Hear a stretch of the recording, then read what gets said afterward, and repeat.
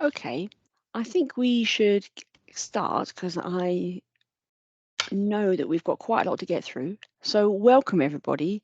Um, as I said, I've just started recording, so please, if you have any objections, please put that into the chat. I'd like to welcome you all here today to the second in the autumn series of the roundtables. These roundtables are mainly geared to kind of open and close projects and a few other people that are interested to have an informal discussion around issues and things happening on the GEC that are of interest. I'm particularly excited about this one as we have Professor Tamsin Bradley, who's from the University of Portsmouth, and Brenton Peterson, who's from Conciliant in Hargeisa, with us to talk about the results of a tracer study conducted 6 years after the first phase of the SOMGEP programme in Somalia. So GEC project in Somaliland that's just had finished that first phase and still is continuing with a second phase. I'm particularly excited to have this webinar about this work, as it's not often we get the chance to see the impact of programming and how it's affected the lives of individuals after the fact. Programming by its nature is short term and often focuses on the outcomes measurable in a 1 to 4 year time frame, and sustainable change by its very nature takes longer than the usual project cycles. So this is a really, really good opportunity for us to think about tracer studies and how we might implement them. Just a wee bit of background first. This study was commissioned under what we call the RRLF, which is the Rapid Research and Learning Fund. And that was managed by the GC Independent Evaluator, some of whom I know are joining today. And the objective of the RLF was to commission and deliver sort of a demand-driven portfolio of research and learning studies in response to the needs of GEC implementing partners, FCDO, policymakers, evaluators, researchers, and also the fund manager. And it was an open call a couple of years ago for researchers and evaluators to submit proposals to address the themes that were outlined in the RRLF.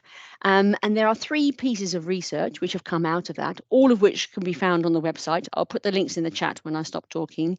But they cover adolescent education and health and wellbeing in 4 counties in Kenya. So Population Council did that one. That's after 2 years after or into the COVID pandemic.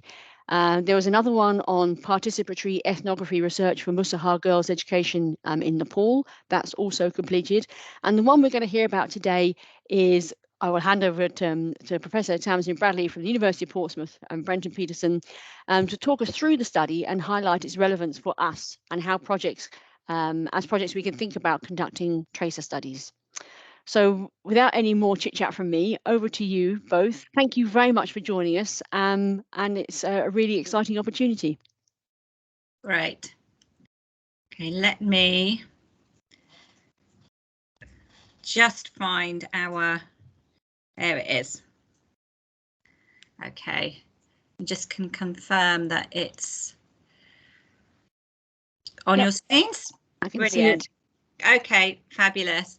So thanks, Emma, for the introduction. I think you've given a nice, concise sort of overview of what we did. Essentially, we went back 6 years after the end of the SOMGEP education programme, the first SOMGEP. There was then a second, and we went back specifically to, well, for 2 reasons: to test out a particular mixed methodology in a way that would help us really understand the impact of the programme on the girls, now women's, longer life outcomes. So we wanted to be able to develop a method that would support programmes in doing exactly what we did, going back and being able to evidence the impact of the work that they had done. So we had a number of research questions around, what extent do household and individual level childhood characteristics predict eventual life outcomes. We also had questions really that were about the self-perceived impacts of the programme.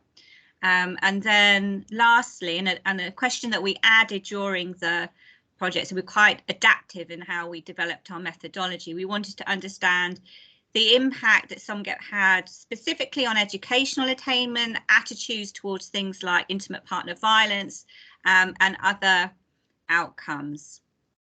And we were able to do this. I'm going to let Brenton talk through all the clever quantity stuff, but we were able to do this by constructing a comparison group. So I'm just going to briefly talk through our initial conceptual framework. And what you'll see when we come to the end of the presentation is that our conceptual framework, by the end, we went back to it and further developed it so it became much more nuanced, obviously informed by our data and our findings. But in terms of the methodological process that we followed, we began with a political economy analysis, both at national level and then specifically drilling into the areas that our data collection was focused around. And that really then enabled us to be able to pick out and understand what the possible life outcomes, pathways might look like for women, and what the picture is in terms of the extent to which women generally are able to access livelihood, employment, education, to what levels, and also levels of violence, including FGM. Linked to that, obviously, is the web of different social and gendered norms that we know often act as a backlash, or they mitigate against women and girls being able to be active in exercising their empowerment and agency. And then linked down to various household characteristics, understanding and mapping out the normative kind of dynamics at a household level, and then linking to life outcomes. So we wanted our data to really speak to these different levels and understand the extent to which, or where, the programme fitted in terms of supporting improvements in terms of girls being able to reach for the life outcomes that they themselves chose. So that's where we started. As I said, it was mixed methods. So we conducted a survey.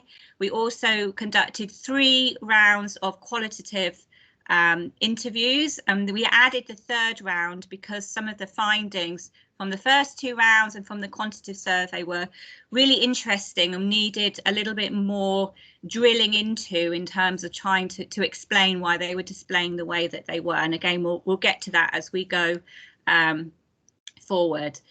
So this is the kind of scope of what we did.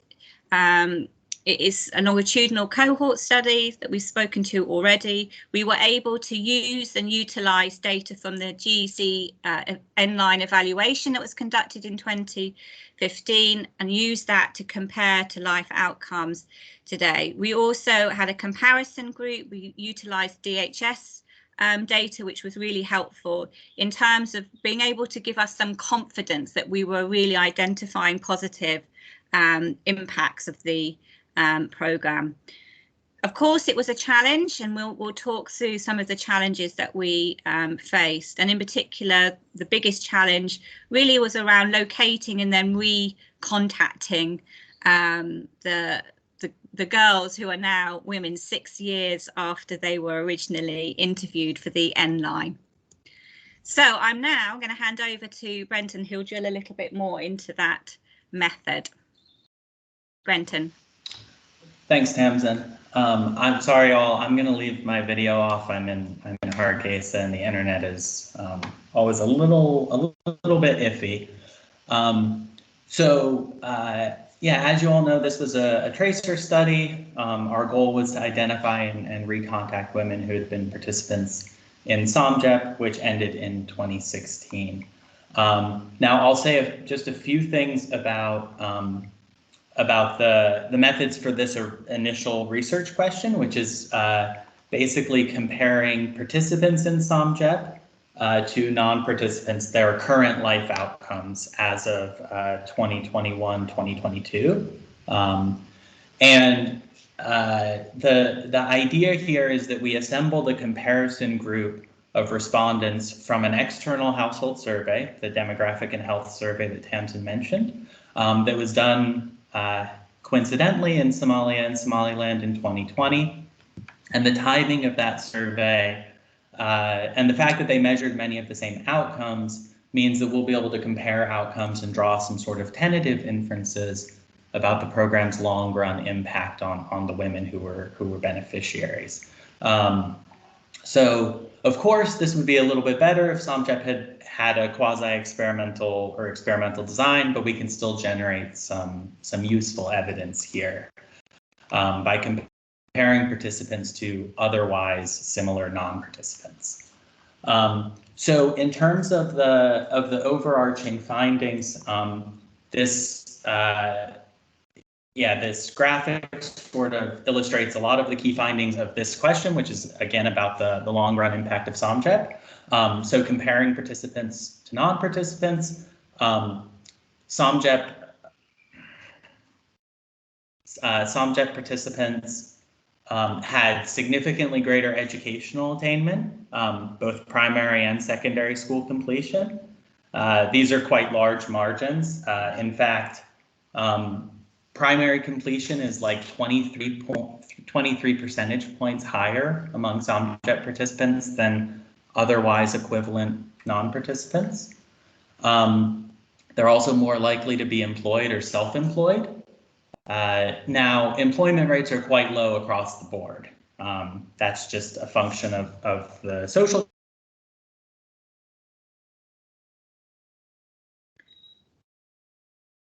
Oh, Brenton?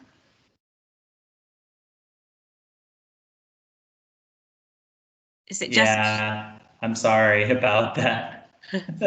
Are you back? Sorry, can you hear me now? Yes, yes. Okay. So I already mentioned the educational attainment differences. Employment rates are higher among SOMGEP participants. Employment rates are quite low for everyone, for all the women, both participants and non-participants, but they're significantly higher among SOMGEP beneficiaries. So this is especially compelling because SOMGEP was a rural program, and so we would expect them to be especially disadvantaged in terms of employment outcomes. They're also more likely to exercise control or have some influence over household decisions relating to money.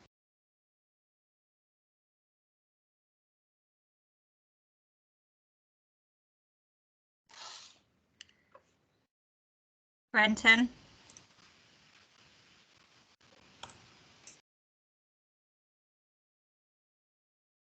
Brenton?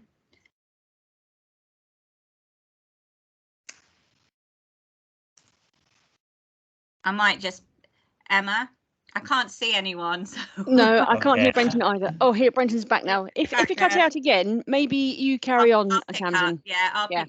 Brenton, if you cut out again, I'm just going to keep going, just so you know. Okay.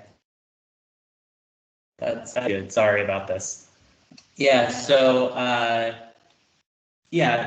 as I was saying, SOMGEP women beneficiaries are more likely to exercise control or have some influence over household decisions relating to money, to children's schooling, to health decisions in the household.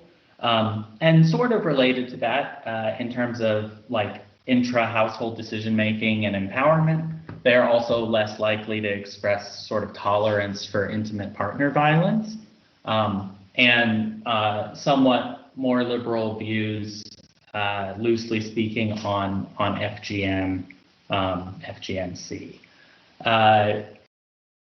So I'll move to the next slide on educational attainment. So this graph actually just shows the gap between, that's a good question. Sorry, I just saw a question pop up about SOMGEP. It's the Somali Girls Education Promotion Project. So this graph just shows the differences in primary completion in the left panel and secondary school completion in the right panel, but in a comparison sample across different age groups or different age ranges. And so the thing that's interesting here is that not only are SOMGEP beneficiaries finishing primary and secondary school earlier, which we show in the paper, but even among the older cohorts, the girls who were older at the start of SOMGEP, that gap is maintained.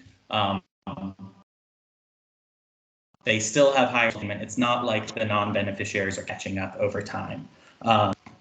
And again, as I mentioned, that that gap in the aggregate is quite large. It's 10%, 10.5 points for secondary school completion, and I think 23 points for primary school completion, which by any standard is a massive difference.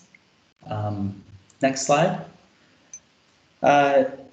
So another sort of interesting finding in this comparison is in terms of the impacts on early marriage. I already mentioned the employment impacts, but the early marriage impacts are interesting because yeah, SOMGEP seems to have motivated or caused women the women who were participating to delay marriage. So the average age beneficiary at first marriage is 18.3 years, which is, still relatively young, but pretty reasonable, compared to 16.9 years in the comparison sample. And just to note, I mean, in the report, we do a lot of robustness checks and we throw a lot of different comparison samples at these types of questions. So we use a rural only comparison sample. We use rural and urban women as a comparison sample. We do a couple of different matching things. And these effects are pretty robust to a lot of different models. In terms of having children, there's really not much of an independent effect. The main effect is actually in delaying marriage. Once married, SOMGEP participants still tend to have children fairly quickly, but because they're delaying marriage by 1.5 years, they're having children a little bit later in life. Okay, next slide. So the second research question that we were interested in, and that was actually the original motivation of this study, was really about linking early life predictors, so early life individual and household characteristics, to current life outcomes. And so just to be clear about what we're doing here, we're taking the evaluation data that was collected in 2015 as part of the SOMGEP midline, and we are re-interviewing those girls, now women. We re-interviewed 408 of them, and we're linking their current life outcomes to what their household and individual characteristics were like in 2015. The idea here is to see sort of how do those early life factors predict where women end up. Are outcomes sticky over time, those types of things. And so in this upper left corner of the graphic, you can see so self-reported empowerment among the respondents when they were girls is related to decreased tolerance for intimate partner violence now. That's not totally shocking, but it's sort of interesting that sort of sense of empowerment and attitude is sticky over time. In the upper right quadrant, somewhat maybe a little bit disappointing, is that their parents' support for education, so parental support for education back in 2015, when these women were anywhere from, I think, 9, 10, 11, 12 years old, that does not actually predict greater educational attainment for this sample of women. And that's somewhat surprising, I think, given all the kind of interest and attention on changing norms among parents. That doesn't seem to be reflected, at least in this sort of, at least in this small sample.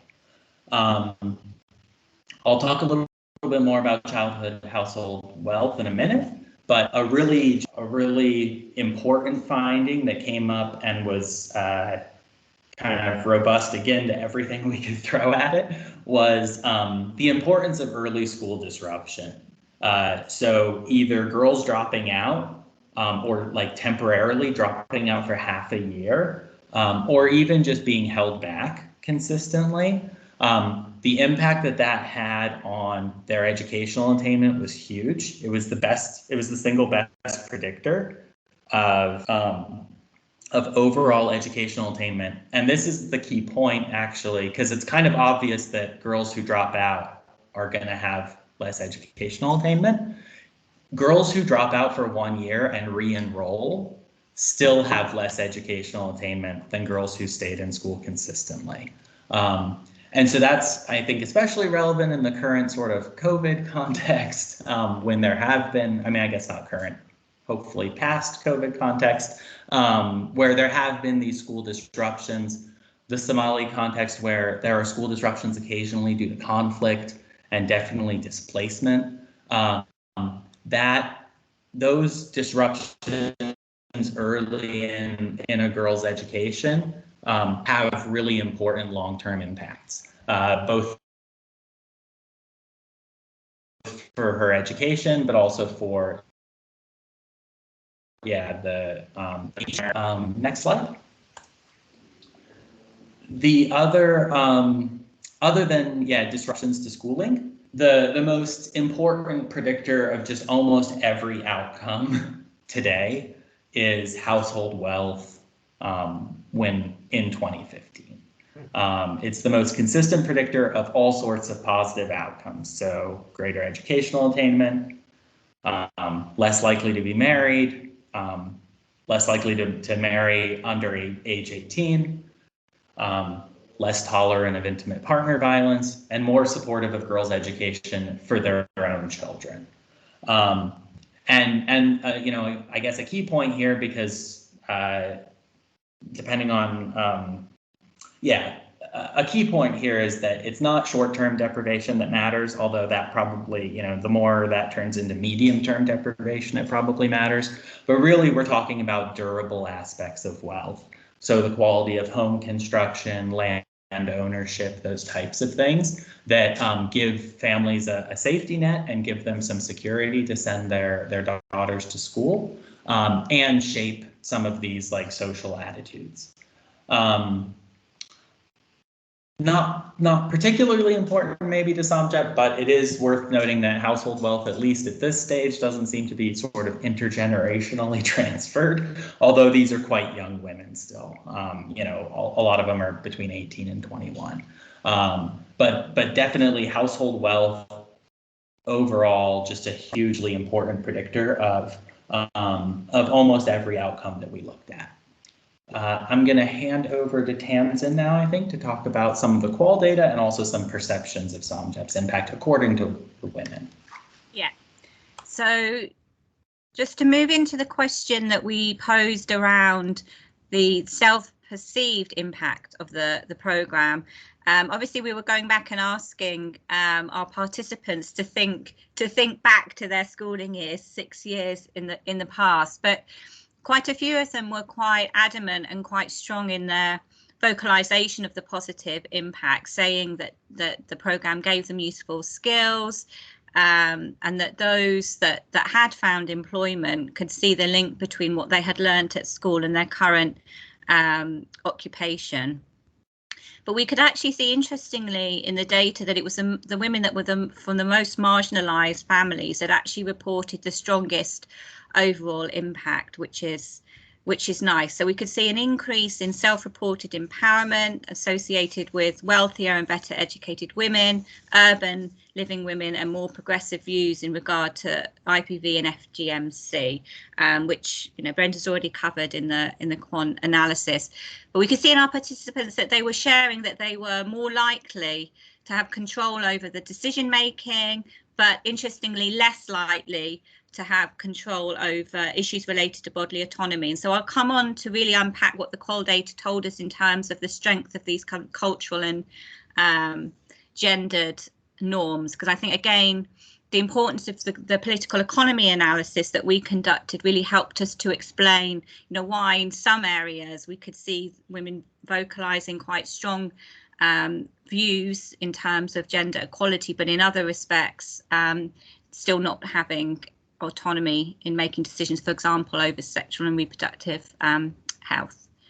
So the perceived impact we can see here, I'm not going to read all of the different viewpoints, but you can see, when I finished SOMGEP, I had hope for better things in my future. So you can see the optimism So, you know, in summary, retrospectively, our participants were giving us evaluation of the programme that were quite positive.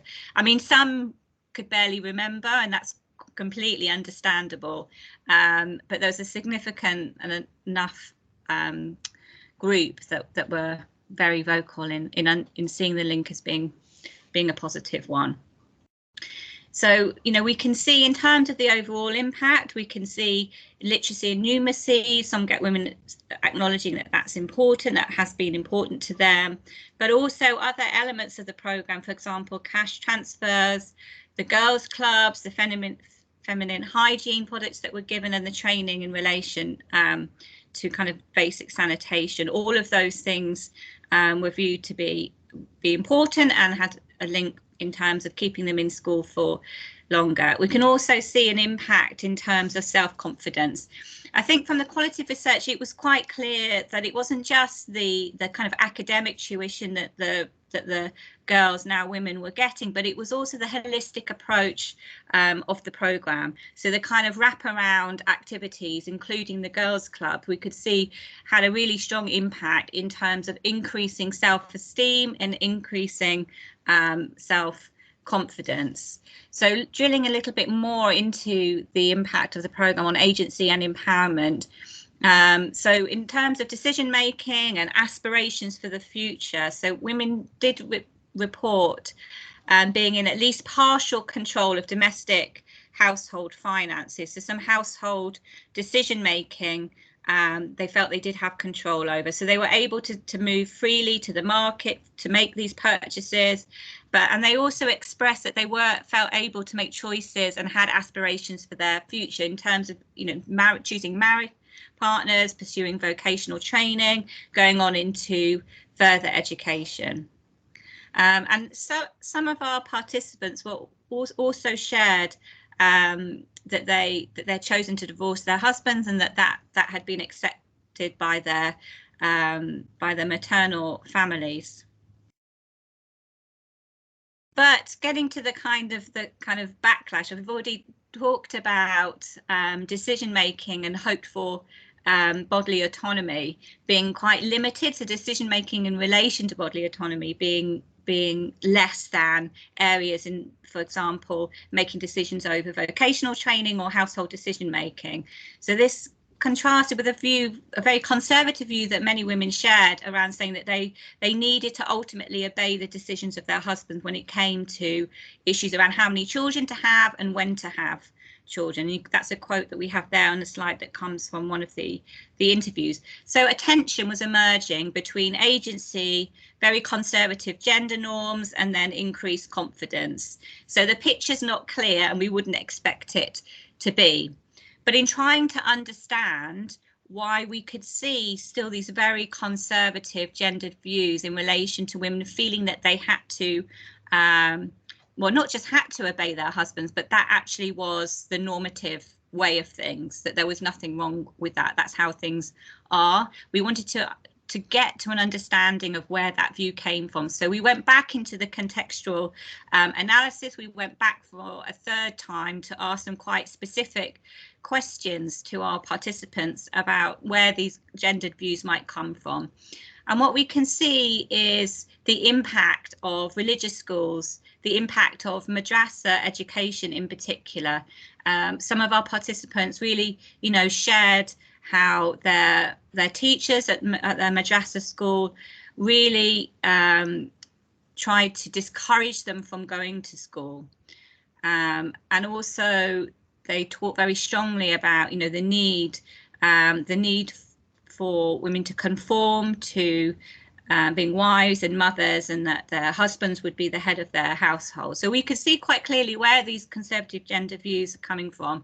Looking at the political economy of Somaliland, it's really clear that madrasas and the madrasa network has grown massively. So there are many more madrasas in operation than previous generations have seen. So, you know, in terms of factors, contextual factors that are mitigating against some of the kind of positive impacts of the SOMGEP program, we can see a definite tension between conservative religious teachings and then obviously the much more kind of liberal and empowerment agenda coming through schooling given through programs such as SOMGEP.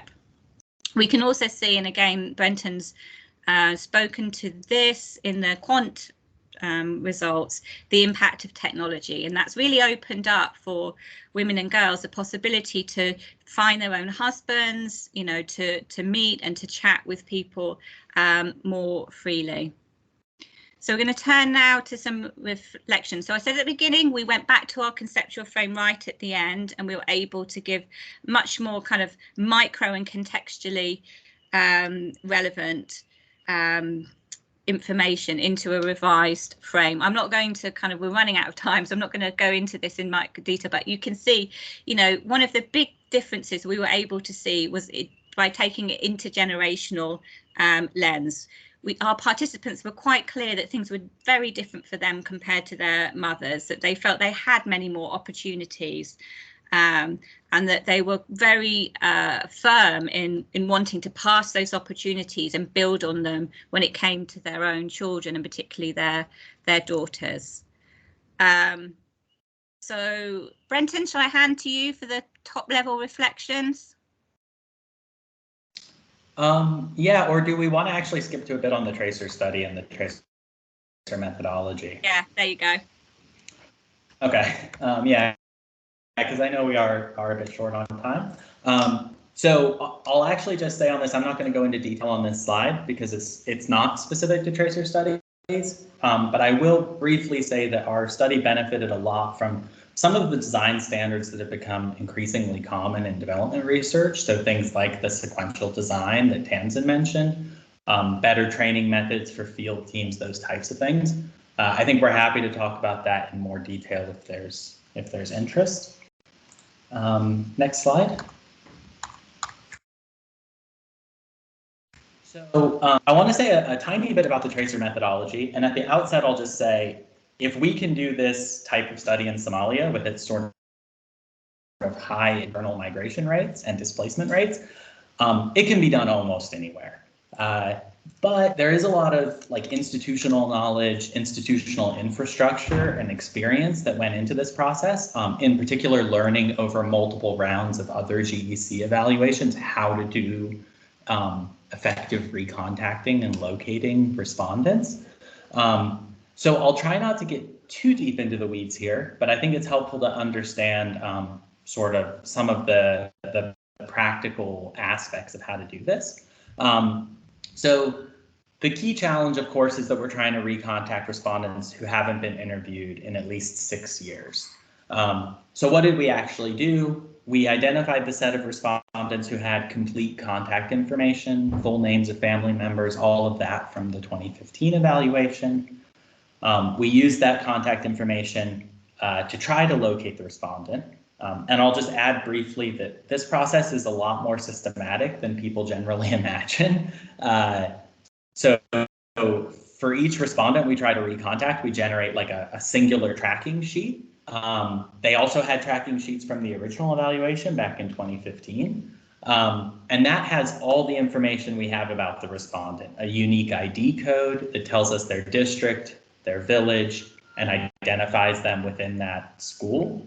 It has their parents' names, alternative names they go by, their current age, the grade levels they were in specific years. That last one might sound weird, but it actually allows us to know which other students or teachers in the school might know them. So we can ask a specific teacher, hey, do you remember this girl named Amina Mohammed Farah? Her father's name is whatever, her mother's name is whatever. She was in grade 3 back in 2015. Do you remember her? And then when that didn't work, which most of the time it doesn't, we used researcher networks in each of the target communities. So we're talking about villages here, not cities. But an important point is that the researchers we used had been working on SOMGEP evaluations for multiple years. So they had contacts in a lot of these villages already. They had interviewed members of the community education committee, the head teachers, and things like that in the past. And we brought those local contacts into the data collection process as active participants. In some cases, we literally deputized them as researchers for the purpose of identifying and locating respondents that we would later interview. They didn't interview people, but they helped us locate them. And again, this process is quite systematic. So our researcher would call members of the CEC and go through literally a list of girls and all their information, asking if they knew anyone in her family that we could reach out to. And then once located, we conducted interviews in person or by phone, depending on the circumstances. And I'll say a tiny bit about that in a moment. Next slide. So some key points that we've learned on this is, data quality from the baseline, whatever that is. In our case, it was the 2015 midline of SOMGEP, is really key. So this includes contact names and phone numbers and GPS coordinates, all those things. But it also includes being really careful to maintain unique IDs and clean the data at the end of the evaluation round. You have to set yourself up for this early on, because if you haven't cleaned that data and corrected any issues in that data, by the time you go back to the data years later, you'll never be able to correct it, because everyone who worked on your project will have forgotten all the details and they won't know who to reach out to correct it. So it's also things that people might not think about, but which we've learned over time. So you need complete names. You need the names of parents. And if you can get names of brothers and sisters and uncles, that's good too, to be honest, because someone at that school might know the girl's younger sister, but not know the girl. And just to go back to say, reconciling all that information across rounds and data sources at the conclusion of an external evaluation will allow someone to come along and do a type of tracer study later. It's right after the evaluation's done when all those corrections have to happen. A second point, so kind of actually point 2 and point 3 are kind of related to each other, but basically we dedicated a lot of time and money to recontacting respondents. So it took over 6 weeks for us to just do the recontacting process, not even interviewing anyone. And that was necessary because we had to take into account the fact that we were calling people who hadn't been interviewed in a long time. We were asking teachers and CEC members to use their networks, and we needed to account for the fact that people have their phones switched off for a few days at a time, or they don't get back to them very quickly. And so when we're tracing down these networks, we need to allow enough time for people to actually engage with the process on their terms, because they have other things to do in their lives. And so that was really, really important. I already mentioned the sort of deep researcher networks and how important those were. The flexibility in interview mode and timing. So this is something we've learned from the GEC evaluations, just that if we allow, and actually a bunch of other studies where we've sort of used mixed modes, if we allow people to schedule interviews at their convenience, they're more responsive. That means sometimes it has to happen when we're not visiting their village, because we might only visit their village for 2 days and they're not available during that time. So having the flexibility to call them later is really helpful. And particularly in this case, where I think the migration rate of our respondents was about 50%, 50% of them no longer lived in their original villages. It meant that we were able to interview them even though they lived in a region of Somalia where we weren't even working. We were still able to reach them, and that was really essential for increasing the recontact rates. And then I guess the last point is, just sort of generating a culture of quality among both field researchers and the technical team, and making everyone understand the importance of recontact efforts. So this is a hard thing to describe, but our researchers had already done panel studies several times for GEC projects and other projects, and they had seen how kind of careful and demanding and meticulous we were about recontact rates. So they knew that that was going to be scrutinized. They knew it was something we valued. It's something actually we rewarded them for directly. We would sort of call out really effective recontact rates for particular teams on past evaluations. And then the other thing, and one of my colleagues reminded me of this right before this presentation, is that we have just learned a lot of this over time. So each round of a GEC evaluation, we would adapt our training materials. We would adapt and expand on the recontact procedures in response to recontact rates. And I'll just give you one example. For the second round of SOMGEP, the follow-up program, which was not related to this study, we started implementing a process where when we would go back, when we would recontact the cohort of girls, even girls who had fallen out of the sample, out of the panel at midline, we would try to find them again at endline.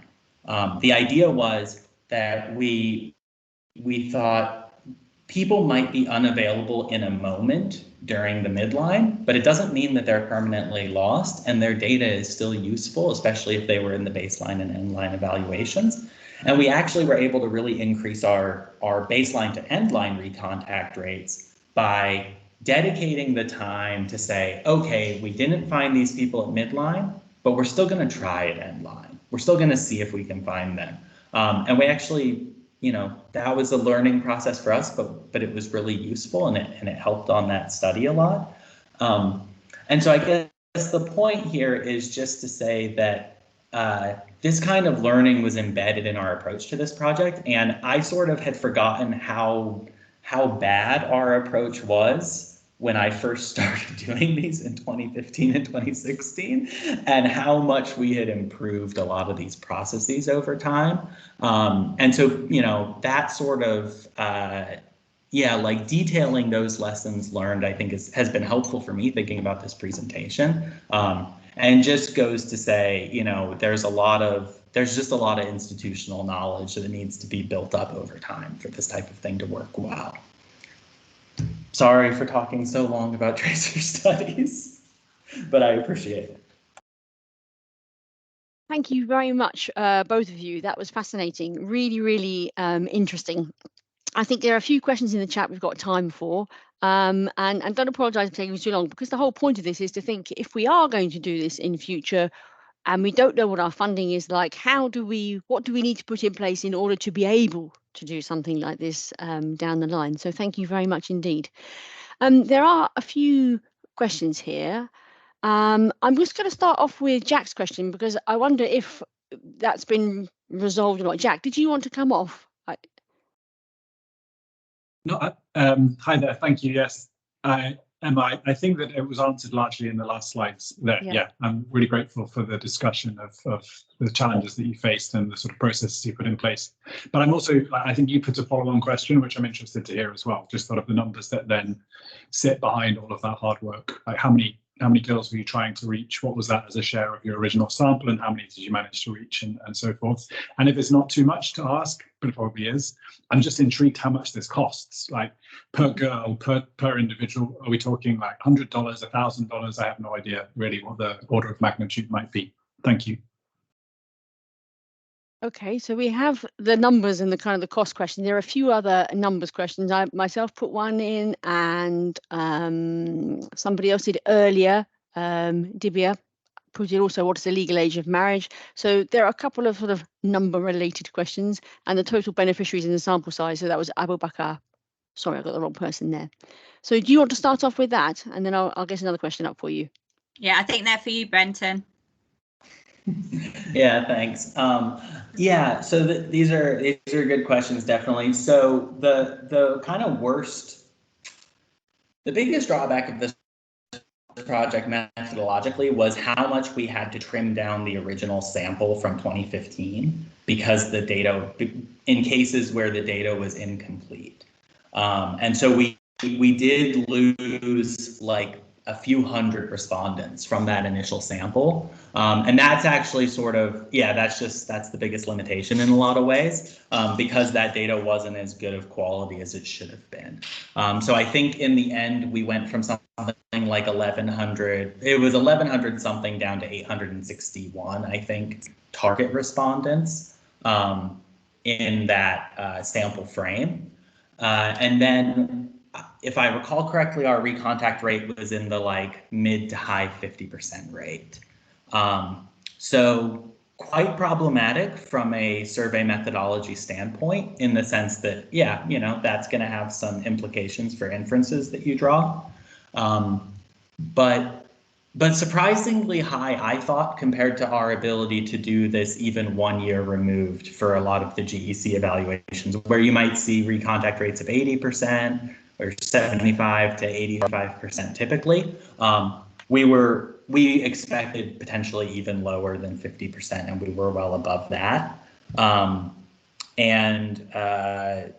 the end sample size was 408 respondents. Now, that wasn't every respondent that we were able to locate. We did a little bit of sampling among the set that we were able to locate, but so the number that really matters is that raw recontact rate, and that was, I can't remember the exact number, and I can't for some reason find it in the report, but it was in the mid 50% range. Sorry, I forgot any other questions. Oh, the cost. Yeah. I'd have to do some math on that. I have no idea. It would be interesting to find out, though, Brenton. Perhaps it's something we could share later on when you've gone back and had a look at some of the numbers, because I think people are always very interested in cost effectiveness and that value for money for doing things, but also even just the fact that we don't have, as project implementers, funding that allows us to do this. So what might it cost us in the future? And I think that's something then that organizations and projects can kind of think about, the value of doing this for themselves. Because one big question is, what is the value of doing this? I know what I think, but I think it's a good question to be asking ourselves around that. Yeah. If we can move on, because we've got sort of 9 minutes left, another few questions are around kind of what was the most tough, harmful norm to be addressed? And there are questions around FGM and kind of the link between the patriarchy and social norms. I wonder if, Tamsin, you could tell us something about that. Yeah. Yeah, really important questions, actually, because we know that it's harmful social gendered norms that really act as the barrier to women and girls agency.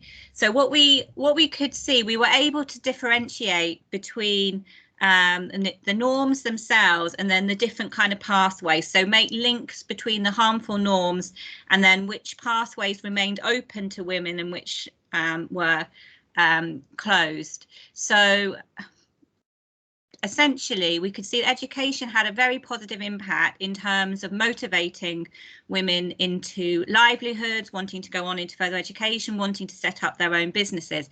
Now, actually, that is historic. So women in Somaliland have always been quite proactive and entrepreneurial, but there was acknowledgement that as a result of having the SOMGEP education, learning particular life skills, this was empowering and propelling them further into taking control over their own independent livelihoods moving forward. So that pathway was really positive in terms of kind of tracking evidence of not just having agency, feeling it, but being able to enact it. So as you can see from the data, the area where we're seeing kind of less change is around bodily autonomy. So we can see that not only that these harmful norms around the patriarchal structures of family decision making, we can see that those are still very much there, but we are also still seeing quite a high level of women themselves normalizing those patriarchal values. So that clearly remains quite a stumbling block, and that is why we went back for the third round of qualitative interviews to try and understand where were those norms coming, how were they being still reinforced, when we can see in other areas of women's lives that pathways to empowerment, the kind of traditional way that we think about gendered empowerment, were very much open and they were utilizing and building on them, which is why we went into the looking at the influence of madrasas and asking some more specific questions around what exactly is taught in these madrasas, what are the kind of values and teachings that you come away with. And we can see that there was this clash. So women that went through madrasa education and also went through SOMGEP education were almost having kind of parallel norms being thrown at them. So that's quite interesting. But also, I think in terms of how we challenge those norms, whilst I said that there's this very kind of positive shift in terms of pursuing further education, livelihoods and so on, those pathways, there's limited opportunity. We're still talking about a context economically where there are very few opportunities, full stop, for men and women. So in terms of, how do we build sort of holistic education programs, it's quite clear that there's important not just to stop programming at the point of secondary education, but to also look at how to then feed livelihood opportunities and pathways out from that stop point. Looking at the influence of girls' clubs, that was really, really interesting. We were able to delve qualitatively into what exactly was going on in those clubs that was making the biggest difference. And girls reflected on when they had role models coming in to talk to them, when they had female entrepreneurs came in to talk about how they'd use their education. They talked about, general sessions around what it is to be empowered, what does it mean to have decision-making autonomy. So they had remembered all of those sessions. Now, I think, and that information is really important because girls' clubs now as a model are really popular. We see them all over the place. But what we don't know is really the quality of what's delivered within those clubs. So I think that's something just to think about. It's not just having clubs, it's what happens within them. So it's a combination of this role modelling, but then role modelling that leads into quite clear livelihood pathways. Right, I've sort of rambled a bit then. I'm going to stop because Brenton's added more to the answers to his questions. Yeah, I just took the opportunity of you talking to go look at the report again and refresh my memory on the recontact rates.